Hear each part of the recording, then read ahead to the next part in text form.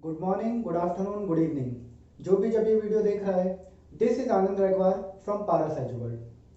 बेटा, previous class में हमने गवर्नमेंट बजट एंड इकोनॉमी इस चैप्टर को कंप्लीट किया था और आज हम एक नई यूनिट स्टार्ट कर रहे हैं जिसका नाम है बैलेंस ऑफ पेमेंट। शॉर्ट में इसको बीओपी भी बोलते हैं। इस बैलेंस ऑफ पेमेंट में दो चैप्टर हैं जिसमें से एक का नाम खुद बैलेंस ऑफ पेमेंट है और दूसरे का है फॉरेन एक्सचेंज रेट। तो आज की हमारी क्लास में हम बैलेंस ऑफ पेमेंट चैप्टर को स्टार्ट कर रहे हैं। So let's begin.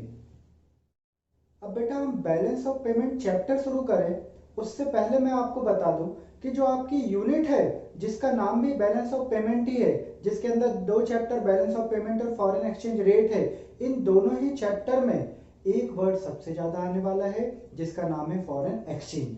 अब ये फॉरेन एक्सचेंज क्या होता है? तो फॉरेन एक्सचेंज का मतलब होता है फॉरेन करेंसी। अब फॉरेन करेंसी क्या होता है?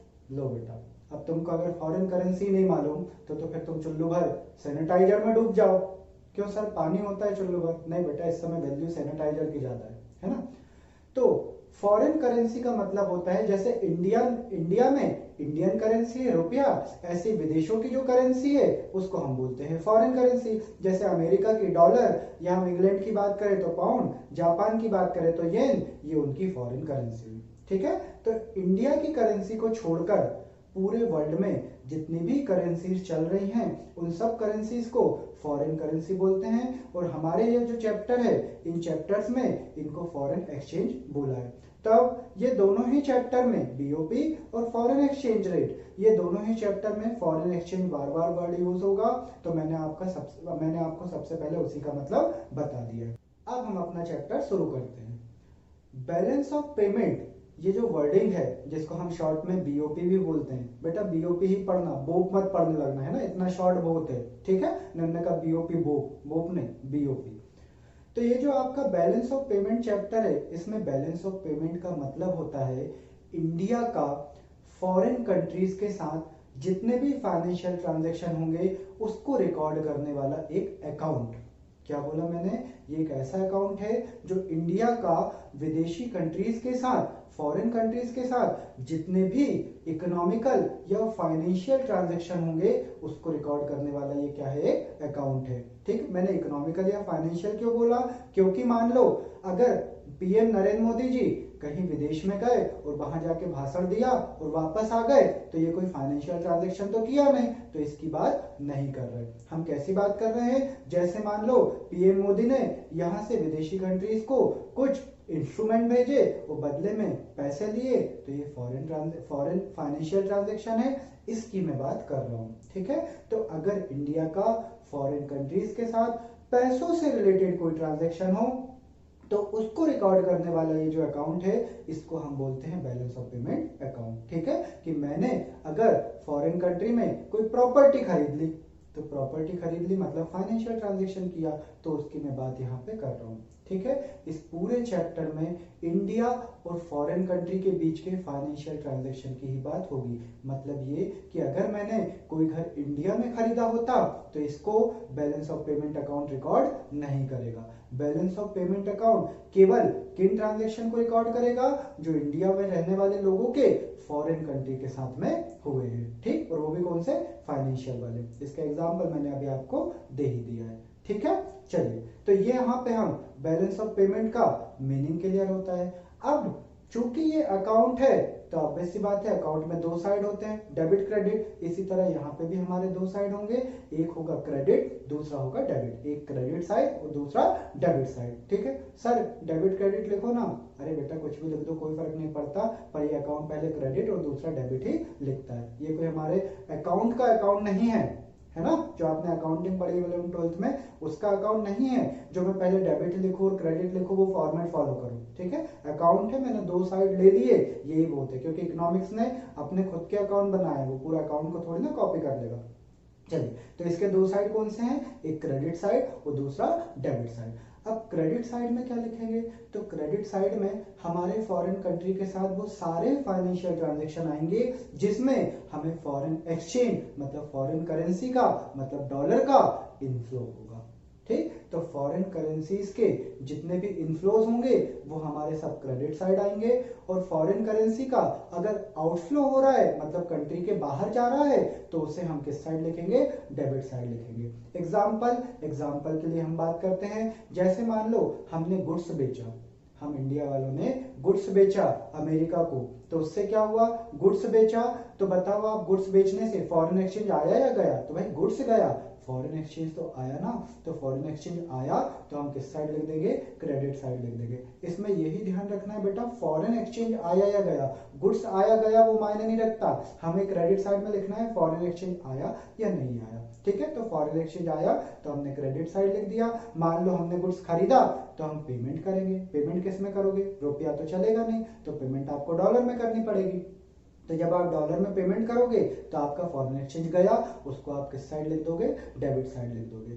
फिर दूसरा एग्जांपल की हम बात करें, जैसे हमने लोन ले लिया, तो अगर हमने लोन लिया तो लोन लिया मतलब फॉरेन एक्सचेंज आया, वो फॉरेन एक्सचेंज आया क्रेडिट साइड, फॉरेन एक्सचेंज गया डेबिट साइड। यानी कुल मिला के अगर फॉरेन करेंसी का हमारी कंट्री में इनफ्लो हो आए तो हम क्रेडिट साइड लिख देंगे, फॉरेन करेंसी का आउटफ्लो हो जाए तो उसे हम डेबिट साइड लिख देंगे, ठीक है। तो यहाँ पे फॉर जो आपका बैलेंस ऑफ पेमेंट है उसका मीनिंग क्लियर होता है।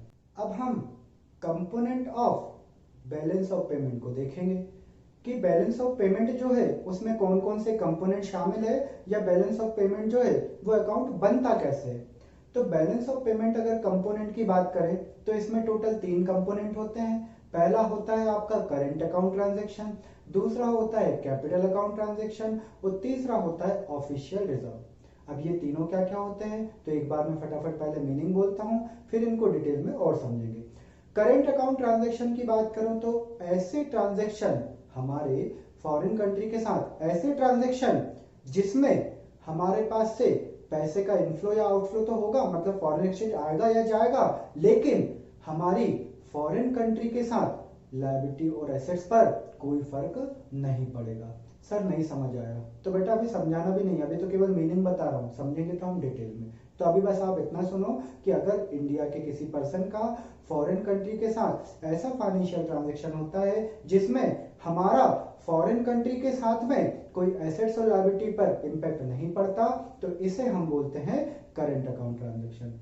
दूसरा होता है कैपिटल अकाउंट ट्रांजैक्शन, तो इसी का उल्टा कि जब हमारा फॉरेन कंट्री के साथ कोई ऐसा फाइनेंशियल ट्रांजैक्शन होता है जिसमें हमारी फॉरेन कंट्री में एसेट्स और लायबिलिटी पर इंपैक्ट पड़ जाता है, तो इसे हम बोलते हैं कैपिटल अकाउंट ट्रांजैक्शन। और तीसरा होता है ऑफिशियल रिजर्व। ऑफिशियल रिजर्व मतलब आरबीआई के पास जितने भी फॉरेन एक्सचेंज का रिजर्व पड़ा है उसे हम बोलते हैं ऑफिशियल रिजर्व, ठीक। अभी सिंपल मीनिंग तो बस इतना ही है। अब एक एक करके हम तीनों की डिटेल को समझते हैं। तो सबसे पहले उठा रहे हैं हम current account transaction. Current account transaction में मैंने आपको बोला कि जब इंडिया के किसी पर्सन का फॉरेन कंट्री के किसी पर्सन के साथ कोई ऐसा फाइनेंशियल ट्रांजैक्शन होता है जिसमें इंडिया के पर्सन का फॉरेन कंट्री की एसेट्स और लायबिलिटी पर कोई इंपैक्ट नहीं पड़े, तो इसे हम बोलते हैं क्या, उसका करंट अकाउंट ट्रांजैक्शन। अब एग्जांपल देता हूं समझना। जैसे मान लो मैंने फॉरेन विदेश में कोई कमोडिटी को सेल किया और बदले में मेरे पास क्या आ गया, फॉरेन एक्सचेंज आ गया। तो अब मेरी जो फॉरेन कंट्री है उसकी ना तो एसेट्स में कोई फर्क पड़ा ना लायबिलिटी में फर्क पड़ा, मेरी बोल रहा हूं भाई, है ना। दूसरा हम बोले जैसे मैंने मान लो गुड्स खरीद लिया। अब अगर मान लो मैंने गुड्स खरीद लिया तो मेरे पास गुड्स आया, मैंने बदले में पैसा दे दिया, ना एसेट्स का सवाल ना लायबिलिटी का। सर गुड्स आया आपकी एसेट्स तो आए, बेटा मैं फॉरेन कंट्री की बात कर रहा हूँ, फॉरेन कंट्री की एसेट्स और लायबिलिटी पर कोई फर्क नहीं पड़ना चाहिए। सर नहीं समझ आ रहा तो समझाता हूँ, सुनो। जैसे मान लो मैंने अमेरिका में एक घर खरीद लिया। अब अगर मैंने अमेरिका में घर खरीद लिया तो मेरा फॉरेन एक्सचेंज तो मैंने दे दिया, पैसे दे दिए, पर बदले में अमेरिका में मेरा एक घर बन गया। और मेरा एक घर बन गया मतलब कि मेरी एक एसेट जनरेट हो गई, एक एसेट बन गई। कहाँ बन गई, विदेश में। तो तब मैं उसे क्या कहूंगा, कैपिटल अकाउंट ट्रांजैक्शन कहूंगा। और अगर ये नहीं बन रहा तो ये मेरा करंट अकाउंट ट्रांजैक्शन होगा। जैसे मान लो मैंने विदेश से लोन ले लिया तो फॉरेन एक्सचेंज तो डील हुआ, लेकिन मेरी विदेश की एक लायबिलिटी बन गई। तो अगर एसेट्स और लायबिलिटी पर फर्क पड़ रहा है तो इसे हम बोलते हैं कैपिटल अकाउंट ट्रांजैक्शन, और फर्क नहीं पड़ रहा है तो इसे हम बोलते हैं करंट अकाउंट ट्रांजैक्शन।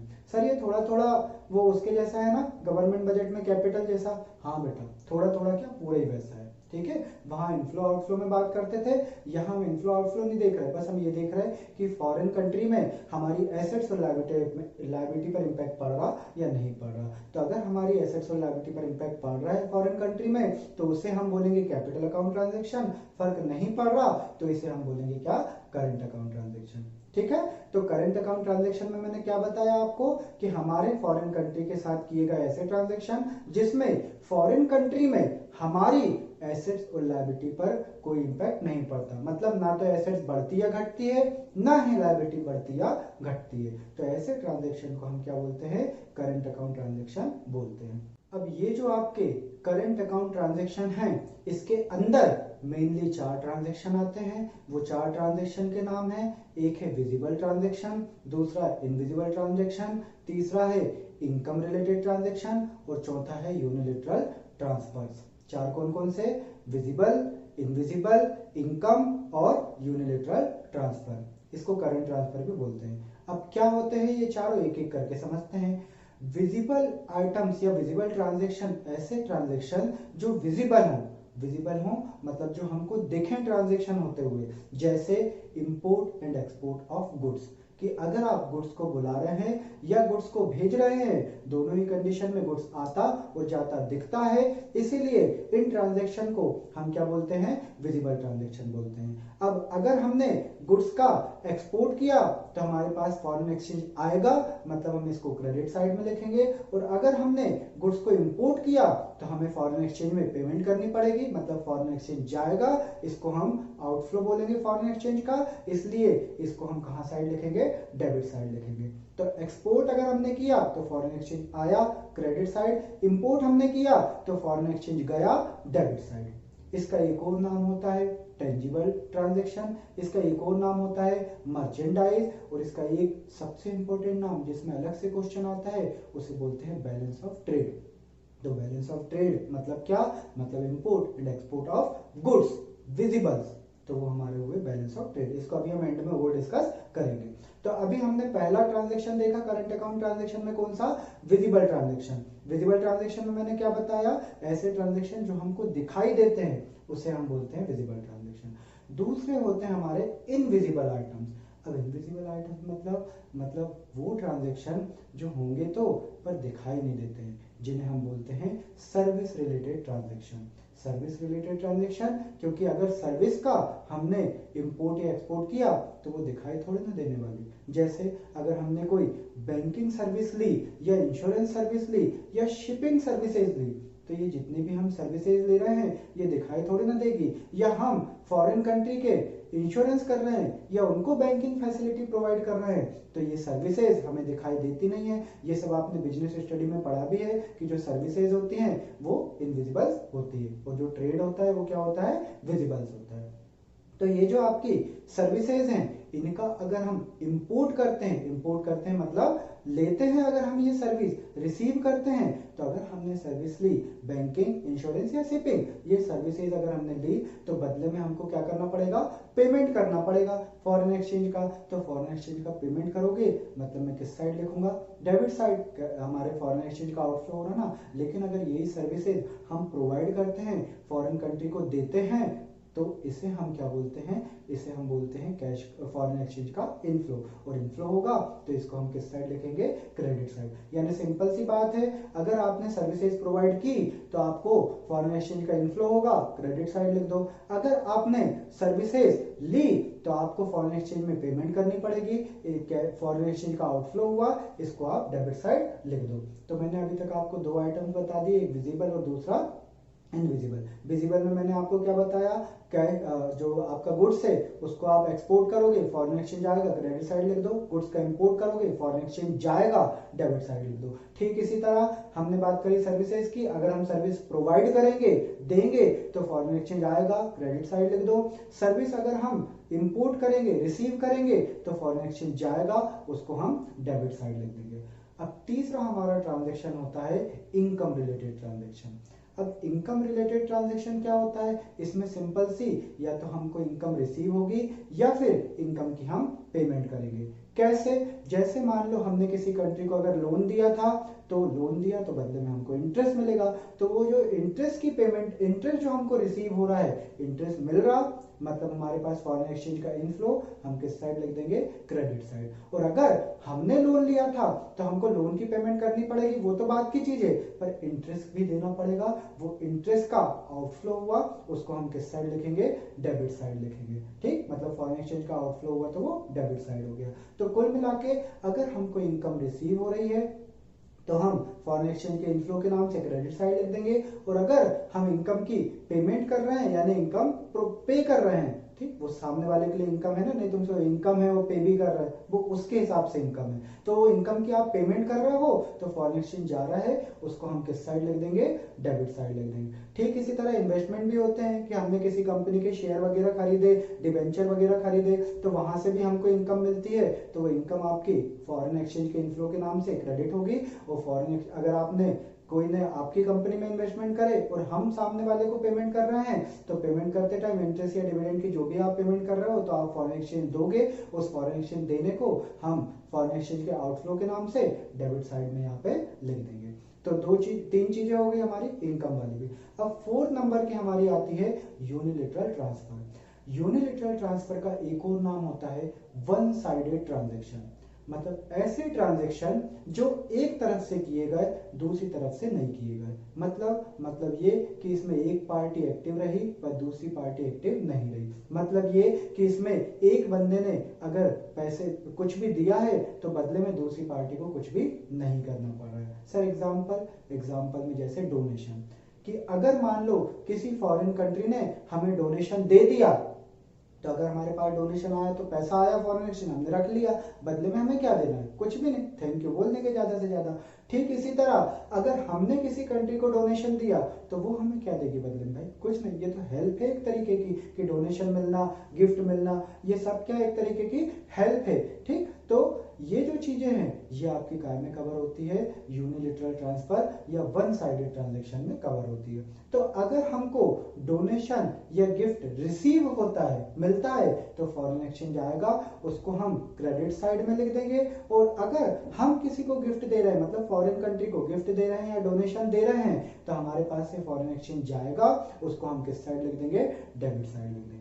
इस तरीके से करेंट अकाउंट ट्रांजैक्शन में टोटल 4 ट्रांजैक्शन होते हैं। एक विजिबल में गुड्स से रिलेटेड ट्रांजैक्शन होते हैं, अगर गुड्स का एक्सपोर्ट किया तो इनफ्लो, गुड्स का इंपोर्ट किया तो जो हमारा फॉरेन एक्सचेंज है उसका आउटफ्लो, डेबिट साइड में लिख दो। ठीक इसी तरह सर्विसेज की बात करेंगे, सर्विस हमने प्रोवाइड करी तो हमारे पास फॉरेन एक्सचेंज का इनफ्लो, सर्विस हमने रिसीव करी तो हमारे पास से फॉरेन एक्सचेंज का आउटफ्लो। तीसरा इनकम अगर हमने रिसीव करी फॉरेन एक्सचेंज का इनफ्लो, इनकम अगर हमने पे करी फॉरेन एक्सचेंज का आउटफ्लो। यूनिलेटरल ट्रांसफर अगर हमने रिसीव करे फॉरेन एक्सचेंज का इनफ्लो, यूनिलेटरल ट्रांसफर अगर हमने पेमेंट करी, दिए, तो फॉरेन एक्सचेंज का आउटफ्लो।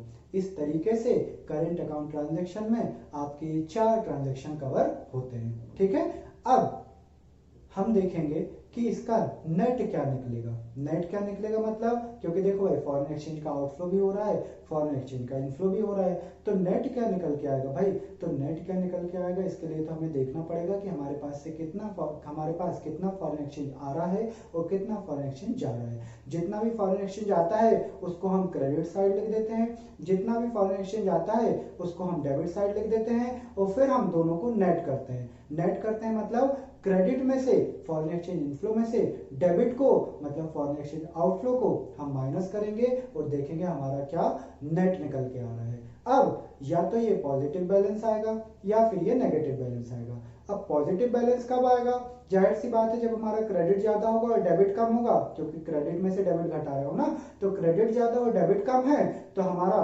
पॉजिटिव बैलेंस आएगा, और अगर डेबिट ज्यादा है क्रेडिट कम है तो हमारा नेगेटिव बैलेंस आएगा। पॉजिटिव बैलेंस हमको ये शो करता है कि हमने फॉरेन एक्सचेंज के इनफ्लो ज्यादा किए हैं और आउटफ्लो कम किए। ठीक इसी तरह नेगेटिव बैलेंस हमको ये शो करता है कि हमने फॉरेन एक्सचेंज के आउटफ्लो ज्यादा किए हैं और इनफ्लो कम किए हैं। इस तरीके से आपका करंट अकाउंट ट्रांजैक्शन कंप्लीट होता है। अब हम बात करते हैं कैपिटल अकाउंट ट्रांजैक्शन की।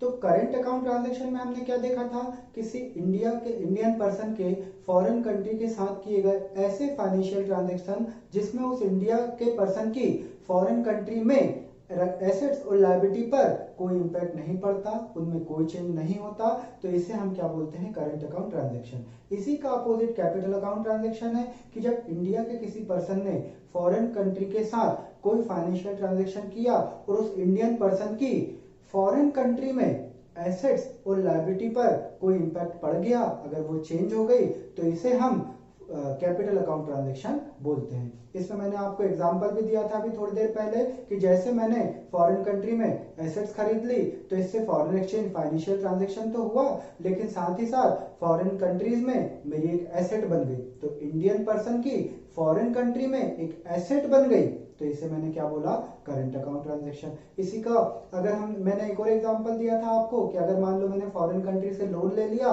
तो मेरे पास फॉरेन एक्सचेंज आया, वो सब तो ठीक है, लेकिन फॉरेन कंट्री की मेरी एक लायबिलिटी बन गई, तो ये सारे ट्रांजैक्शन मेरे क्या में कवर होते हैं, कैपिटल अकाउंट ट्रांजैक्शन में। ठीक है, अभी हम और इसको डिटेल से देखने वाले हैं। तो कैपिटल अकाउंट ट्रांजैक्शन का मतलब तो क्लियर हुआ। अब हम आते हैं इसमें कौन कौन से ट्रांजैक्शन कवर होते हैं। तो कैपिटल अकाउंट ट्रांजैक्शन में टोटली 3 टाइप के ट्रांजैक्शन कवर होते हैं। Transaction number 1 assets related transaction, transaction number 2 liability related transaction, और transaction number 3 investment related transaction. अब एक एक करके तीनों को समझते हैं। सबसे पहले एसेट रिलेटेड ट्रांजैक्शन, मतलब कि यहाँ पर ऐसे ट्रांजैक्शन आएंगे जिससे फॉरेन कंट्री में या तो मेरी एसेट्स बढ़ जाएगी या मेरी एसेट्स कम हो जाएगी। तो ऐसे ट्रांजैक्शन काय में कवर होंगे, आपके एसेट्स रिलेटेड ट्रांजैक्शन में कवर होंगे। अब जैसे मान लो मैंने फॉरेन कंट्री में मेरे कोई घर था ऑलरेडी और उस घर को मैंने बेच दिया, तो अगर मैंने किसी घर को बेच दिया तो फॉरेन एक्सचेंज का क्या हुआ, मेरे पास इनफ्लो हुआ, वो तो मैं कहाँ लिख दूंगा, क्रेडिट साइड में लिख दूंगा। और विदेश में मेरा घर था वो खत्म, अब भूल जाऊं मैं मेरा घर की कोई विदेश में है, तो मेरी विदेश की एक एसेट पे फर्क पड़ा ना, कम हो गई ना, इसीलिए मैंने इसको कैपिटल अकाउंट ट्रांजैक्शन बोला। ठीक है, तो अगर मेरे पास फॉरेन कंट्री में कोई एसेट थी, कोई मेरे पास घर था, उस घर को मैंने बेच दिया, तो मेरे पास मैंने सेल ऑफ एसेट्स किया, उसके वजह से मेरे पास फॉरेन एक्सचेंज का इनफ्लो हुआ, इसको मैं कहाँ लिख दूंगा, क्रेडिट साइड लिख दूंगा। ठीक इसी तरह अगर मेरे पास फॉरेन कंट्री की बात करूं, उसमें कोई एसेट्स में खरीद लेता हूं, तो एसेट अगर मैंने खरीद ली तो विदेश में मेरी एक नई एसेट बन गई, एसेट्स पे इंपैक्ट पड़ा, एसेट जनरेट हो गई, लेकिन साथ ही साथ मेरे कैश का आउटफ्लो हो गया, और फॉरेन एक्सचेंज का आउटफ्लो हो गया, तो उस आउटफ्लो को मैं कहाँ दिखाऊंगा, मैं दिखाऊंगा उसको डेबिट साइड। तो अगर मैंने एसेट बेची तो फॉरेन एक्सचेंज का इनफ्लो, अगर मैंने एसेट खरीदी तो फॉरेन एक्सचेंज का आउटफ्लो। ये तो मैंने देखा एसेट रिलेटेड। ठीक इसी तरह हम बोरोइंग्स या लोन से रिलेटेड ट्रांजैक्शन देख लेते हैं। तो लोन से रिलेटेड ट्रांजैक्शन में क्या होगा, या तो मैं फॉरेन कंट्री से लोन लूंगा या मैं फॉरेन कंट्री को लोन दूंगा। तो अगर मैंने फॉरेन कंट्री से लोन लिया तो मेरे पास फॉरेन एक्सचेंज आया और एक लायबिलिटी मेरी बढ़ गई, है ना, इसीलिए कैपिटल अकाउंट ट्रांजैक्शन। तो लायबिलिटी हमारी बढ़ गई, ठीक है, पर फॉरेन एक्सचेंज आया इसलिए मैंने उसको कहाँ लिखा, क्रेडिट साइड लिखा। ठीक इसी तरह अगर मैंने फॉरेन कंट्री को लोन दिया तो इससे क्या हुआ, लोन मैंने दिया, मेरी फॉरेन कंट्री में एक एसेट बढ़ गई। सर लोन दिया एसेट, हाँ भाई मेरे लिए तो एसेट ही है ना, तो मैं अपने पॉइंट ऑफ व्यू से बोलूंगा ना कि फॉरेन कंट्री से अब मैं फॉरेन कंट्री को मैंने लोन दिया है, तो अब मैं उससे पैसा लूंगा बाद में, तो फिर मेरी एसेट हुई ना। हाँ, तो मैंने फॉरेन कंट्री को लोन दिया, अब लोन दिया तो मैंने फॉरेन एक्सचेंज उनको दिए, फॉरेन एक्सचेंज का आउटफ्लो हुआ, डेबिट साइड लिखूंगा। तो दो बता दिए बेटा, एक एसेट्स और दूसरा बोरिंग। अगर एसेट्स मैंने बेची, फॉरेन एक्सचेंज का इनफ्लो, क्रेडिट साइड, एसेट्स मैंने खरीदी, फॉरेन एक्सचेंज का आउटफ्लो, डेबिट साइड। ठीक इसी तरह लोन अगर मैंने लिया, फॉरेन एक्सचेंज का इनफ्लो, क्रेडिट साइड, लोन अगर मैंने दिया, फॉरेन एक्सचेंज का आउटफ्लो, डेबिट साइड। अब तीसरा हमारा ट्रांजैक्शन है इन्वेस्टमेंट रिलेटेड ट्रांजैक्शन। अब सीधी सी बात है, या तो फॉरेन कंट्री इंडिया में इन्वेस्टमेंट करेगी या हम फॉरेन कंट्री में इन्वेस्टमेंट करेंगे। तो अगर किसी फॉरेन कंट्री ने इंडिया में इन्वेस्टमेंट कर दिया, मतलब इंडियन कंट्री में पैसा लगा दिया, इंडिया में पैसा लगा दिया, तो अगर इंडिया में पैसा लगाया तो फॉरेन कंट्री का इंडिया में इन्वेस्टमेंट करना यानी फॉरेन एक्सचेंज का इंडिया में आना और फॉरेन एक्सचेंज का इनफ्लो तो क्रेडिट साइड। और अगर इंडिया ने फॉरेन कंट्री में इन्वेस्टमेंट करा तो इसका मतलब क्या हुआ, हमारा जो फॉरेन एक्सचेंज है हमने कहाँ लगा दिया, दूसरी कंट्री में लगा दिया, तो फॉरेन एक्सचेंज का आउटफ्लो ये हमारा डेबिट साइड आएगा। तो इस तरीके से फॉरेन एक्सचेंज के कैपिटल अकाउंट ट्रांजैक्शन में 3 ट्रांजैक्शन हुए, एक एसेट रिलेटेड, दूसरा बोरोइंग रिलेटेड और तीसरा इन्वेस्टमेंट रिलेटेड। ठीक, अब हम बीओपी का तीसरा कंपोनेंट देखने वाले हैं जिसका नाम है ऑफिशियल रिजर्व। अब ये ऑफिशियल रिजर्व का मतलब क्या होता है, मतलब रिजर्व बैंक ऑफ इंडिया का रिजर्व, और कौन सा रिजर्व, जिसमें उसने फॉरेन एक्सचेंज रखे हों। अब इसके आगे मैं बढ़ूं उससे पहले मैं आपको मनी एंड बैंकिंग यूनिट पे लेके जाऊंगा जिसमें हमने एक चैप्टर पढ़ा था सेंट्रल बैंक, और सेंट्रल बैंक का मतलब आरबीआई का एक फंक्शन हमने पढ़ा था जिसका नाम था कस्टोडियन ऑफ फॉरेन एक्सचेंज, जिसमें हमने जाना था कि इकोनॉमी के फॉरेन एक्सचेंज को अपनी कस्टडी में रखता है कौन, सेंट्रल बैंक या आरबीआई। बस वो जो अपनी कस्टडी में रखता है उसी कस्टडी को हम बोलते हैं ऑफिशियल रिजर्व। तो यहाँ पर बीओपी में ऑफिशियल रिजर्व का यूज क्यों हुआ, क्योंकि यहाँ फॉरेन एक्सचेंज आ गया, और फॉरेन एक्सचेंज है मतलब बैलेंस ऑफ पेमेंट से रिलेटेड है। तो जो आरबीआई है वो उसके पास जितना भी फॉरेन एक्सचेंज अपने रिजर्व में पड़ा है वो ये देखती है कि मार्केट में कब फॉरेन एक्सचेंज की कमी है या कब फॉरेन एक्सचेंज का एक्सेस है। अगर मार्केट में फॉरेन एक्सचेंज की कमी है तो आरबीआई अपने ऑफिशियल रिजर्व में से फॉरेन एक्सचेंज मार्केट में सप्लाई कर देगी, मार्केट में लेके आ जाएगी, तो मार्केट में फॉरेन एक्सचेंज का इनफ्लो हो गया, वो क्रेडिट साइड आ जाएगा। ठीक इसी तरह अगर आरबीआई देखती है कि मार्केट में बहुत ज्यादा फॉरेन एक्सचेंज है तो आरबीआई उस फॉरेन एक्सचेंज को मार्केट से विड्रॉल कर लेती है। विड्रॉल कर लेती है मतलब मार्केट में से फॉरेन एक्सचेंज चला जाता है, और मार्केट में से गया, इकोनॉमी में से गया, तो उसको हम क्या बोलेंगे, फॉरेन एक्सचेंज का आउटफ्लो। यानी अगर आरबीआई ने इकोनॉमी में फॉरेन एक्सचेंज की सप्लाई करी तो ये फॉरेन एक्सचेंज का इनफ्लो हुआ जो कि क्रेडिट साइड आ जाएगा बीओपी के, और अगर आरबीआई ने फॉरेन एक्सचेंज का विड्रॉल करा इकोनॉमी से तो ये बीओपी के डेबिट साइड आ जाएगा एज एन आउटफ्लो।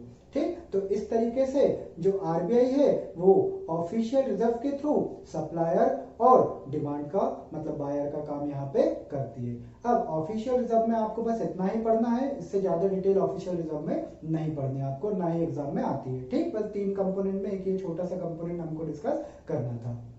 अब हम बात करते हैं बीओटी की मतलब बैलेंस ऑफ ट्रेड की। तो जब हम करंट अकाउंट ट्रांजैक्शन पढ़ रहे थे तब मैंने आपको बताया था कि विजिबल जो आइटम होते हैं उनका एक और नाम होता है बीओटी, बैलेंस ऑफ ट्रेड। अब हम उसी को यहाँ समझ रहे हैं। देखो, जिस तरह बीओपी हमारा एक अकाउंट था जिसमें हम सारे ट्रांजैक्शन, चाहे वो करंट अकाउंट के हों, चाहे वो कैपिटल अकाउंट के हों, चाहे वो विजिबल हो चाहे इनविजिबल हो, लोन से रिलेटेड हो, एसेट्स लायबिलिटी को इम्पैक्ट कर रहे हो नहीं कर रहे हो, सब कुछ हमारे बीओपी में कवर हो जाते हैं। लेकिन अगर मैं बैलेंस ऑफ ट्रेड की बात करूं तो इसमें केवल उन ट्रांजैक्शन को लिया जाता है जिनका रिलेशन गुड्स से होता है। फिर चाहे आप गुड्स का इंपोर्ट करो चाहे गुड्स का एक्सपोर्ट करो, उससे फर्क नहीं पड़ता, वो दोनों ही तरीके ट्रांजैक्शन यहाँ कवर होते हैं। ठीक, तो मैं ये कह सकता हूँ कि ये जो बीओटी है वो एक पार्ट है किसका, बीओपी का, क्योंकि बीओपी में तो आप पूरे ट्रांजैक्शन कवर कर रहे हैं, लेकिन बीओटी में आप केवल बैलेंस ऑफ पेमेंट के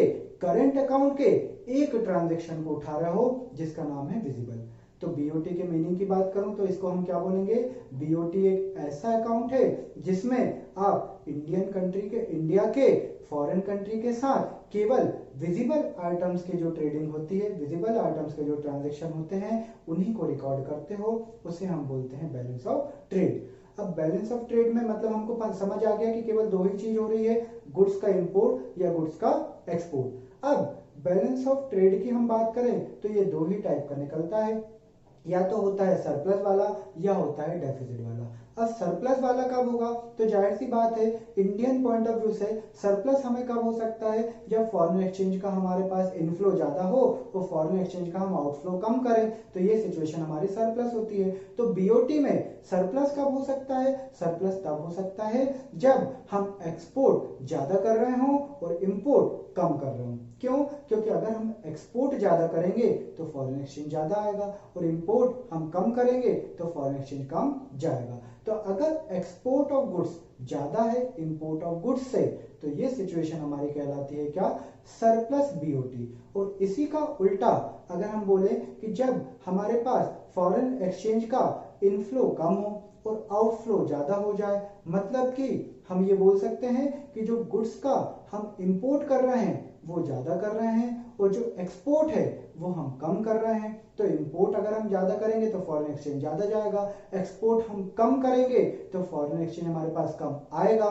तो इस सिचुएशन को हम क्या बोलते हैं, बैलेंस ऑफ ट्रेड की डेफिसिट वाली सिचुएशन बोलते हैं। तो बैलेंस ऑफ ट्रेड में हमने क्या देखा, मतलब गुड्स का इंपोर्ट और एक्सपोर्ट यहाँ कवर होता है। अब सीधी सी बात है, अगर हम एक्सपोर्ट ज्यादा कर रहे हैं इंपोर्ट कम कर रहे हैं तो ये हमारे लिए सरप्लस वाली सिचुएशन है, और अगर हम एक्सपोर्ट कम कर रहे हैं और इंपोर्ट ज्यादा कर रहे हैं तो ये हमारी डेफिसिट वाली सिचुएशन होती है।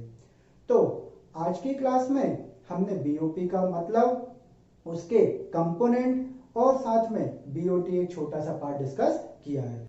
अब फटाफट से एक बार इसका हम क्विक रिवीजन कर लेते हैं। सबसे पहले बीओपी का मतलब हम बताते हैं। बीओपी का मतलब क्या है, बीओपी एक ऐसा अकाउंट है जो इंडियन पर्सन के रेस्ट ऑफ द वर्ल्ड मतलब फॉरेन कंट्री के साथ जितने भी फाइनेंशियल ट्रांजैक्शन होते हैं उनको रिकॉर्ड करता है। अच्छा, ये जो पूरी रिकॉर्डिंग है ये एक साल की होती है, मतलब हर साल एक बीओपी अकाउंट बनता है, पूरे साल का अकाउंट एक बनता है, ठीक है, मतलब एक साल में एक बार ये अकाउंट बनता है। फिर हमने इसके कंपोनेंट की बात करी, तो कंपोनेंट में दो कंपोनेंट थे, एक करंट अकाउंट ट्रांजैक्शन, दूसरा capital account transaction. Current account transaction मतलब ऐसे ट्रांजैक्शन जिसमें इंडियन पर्सन की फॉरेन कंट्री में एसेट्स और लायबिलिटी पर कोई इंपैक्ट नहीं पड़ता, और कैपिटल अकाउंट ट्रांजैक्शन मतलब यहाँ पे इंडियन पर्सन की फॉरेन कंट्री में एसेट्स और लायबिलिटी पर इंपैक्ट पड़ता है। करंट अकाउंट ट्रांजैक्शन में हमने चार देखे ट्रांजैक्शन, कौन कौन से, एक तो विजिबल जिसमें import and export of goods आता है, दूसरा हमने देखा इनविजिबल जिसमें import and export of services आता है,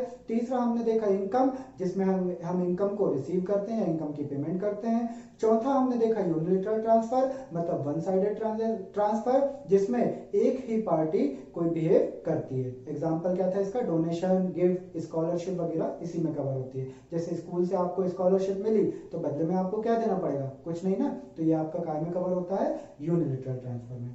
फिर हम आए थे कैपिटल अकाउंट ट्रांजैक्शन पे। कैपिटल अकाउंट ट्रांजैक्शन हमने तीन टाइप के देखे थे, एक एसेट रिलेटेड, दूसरा बोरोइंग रिलेटेड और तीसरा इन्वेस्टमेंट रिलेटेड।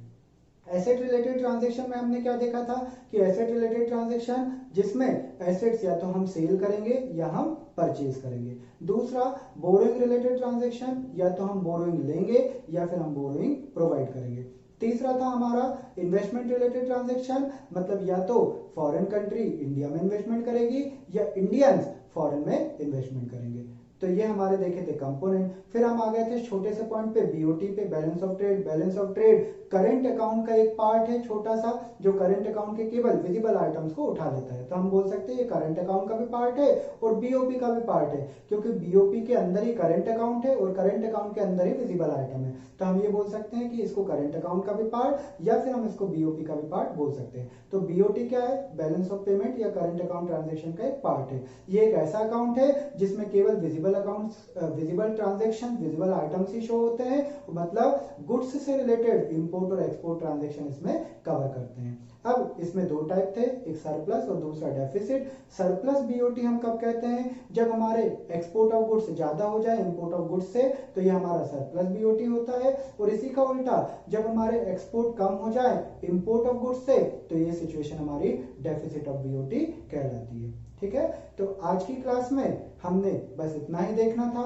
बाकी का हम नेक्स्ट क्लास में डिस्कस करेंगे। Till then bye bye to all of you, thank you so much.